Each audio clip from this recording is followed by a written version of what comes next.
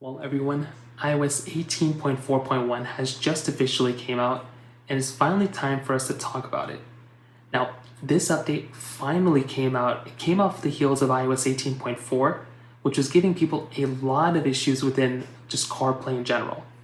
So if you take a look at the release log right here, number one, this release log was about 6.89 gigabytes on this iPhone, but it really wasn't. It was a little bit less than that because this was coming from 18.4.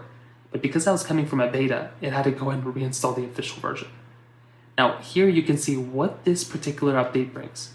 It says this update introduces 8 new emojis, a new sketch style, and some other things. This is not the right description. This is the description for 18.4. 18.4.1 really just brought some bug fixes and improvements, and one bug fix which is really, really important.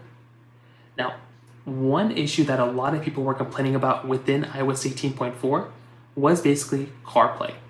A lot of people were experiencing a ton of CarPlay issues, and whenever they were using wired CarPlay or wireless CarPlay, it seems like it wasn't working for a lot of people. Well, fast forward to today, and it looks like that has now been fixed. At least that's what Apple is saying. So now, if you're going to go through and use CarPlay, it looks like that particular issue has now been fixed now, which is something that's super cool. So now if you're going to be using CarPlay again, hopefully that is not going to be an issue. That was something a lot of people were running into issues with. Hopefully that doesn't end up happening with you. Now, beyond that, there's probably going to be some other improvements. There's going to be some other bug fixes that Apple kind of threw in here, but I wouldn't really get your hopes up too much. This is a big update. Thankfully, Apple fixed it, but this is not going to be a massive update that's going to be bringing Apple Intelligence over to an iPhone XS.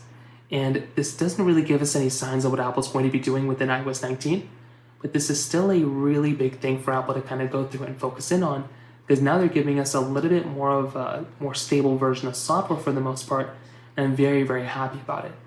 So when I take a look at iOS 18.4.1, I think this is a really good step in a really good direction. They're giving us some bug fixes.